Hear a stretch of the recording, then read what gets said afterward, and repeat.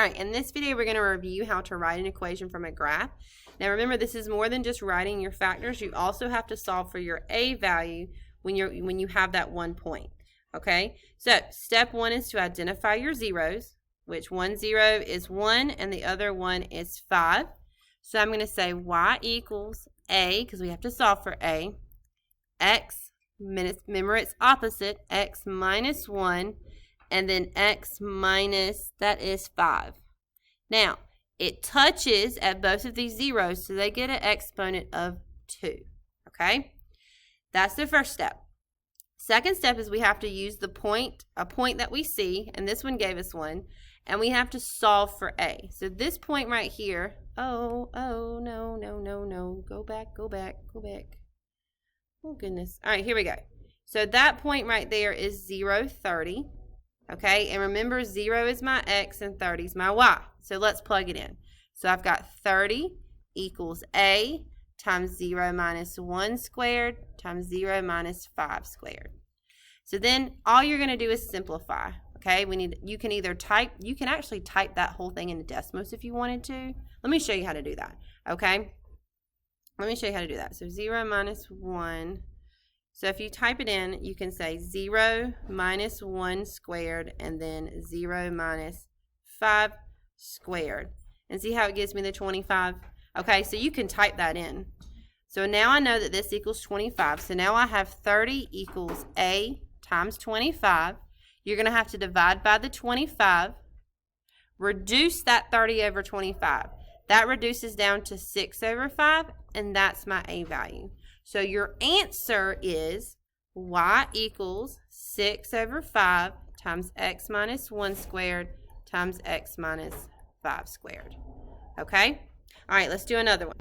All right, so this is the last one we're going to do. So this one has multiple zeros. So first thing we have to do is identify our zeros. We got a 0 at -3, a 0 at 0, and a 0 at 2. So when I write this, I'm going to say y equals a times x plus 3, because it's opposite, times x minus 0, and then times x minus 2. Now, we need our multiplicities. We touch at -3, so that gets a 2. We cross, so we leave that one alone. And we touch at 2, so it also gets an exponent of 2. Now, this x minus 0, do we need that? No. We know that reduces down to x, and we're going to put that up front. So now we have y equals a times x plus 3 squared times x minus 2 squared. Okay? Now, this one gives us a point. It's not the y-intercept point, and that's fine. This point is -1, 72. All right, so -1's my x, 72 is my y. So let's solve for a. So we're going to solve for a. And I have y is 72 equals a. Anytime you see an x, plug -1 in. -1 times -1 plus 3 squared times -1 minus 2 squared. I can type this into Desmos right here. And it's going to give me an answer, okay? Because Desmos is just like a calculator, all right? And you guys at home have to use that one. So we're going to type this into Desmos and see what we get, okay?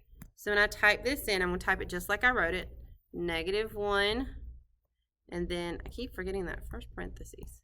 And then it was -1 plus 3. -1 plus 3, and that one was squared. And then it was -1 minus 2 squared. Nope. Then squared, okay? All right, so, and it gave me -36. So I come back here, and all of that equals -36. So now I have 72 equals a times -36. Divide by the -36. You need to reduce that fraction. You actually can read that. We need to reduce that fraction. So 72 over 36. So 9 can go into both of those. So 9 goes into 72 8 times. So that's going to be, so A will be, so it's going to be 8. 9 goes into 36 4 times, and it's negative. I can still reduce that. So that's going to reduce down to -4 over Let's just, I'm so sorry. Negative 8 divided by 4 is negative 2. Let's get our life right, Miss Arthur. Okay, so then we just plug in what we know and our final answer. So our answer will be y equals a times x plus 3 squared. Oh, I forgot my x. There's my x. And then x minus 2 squared.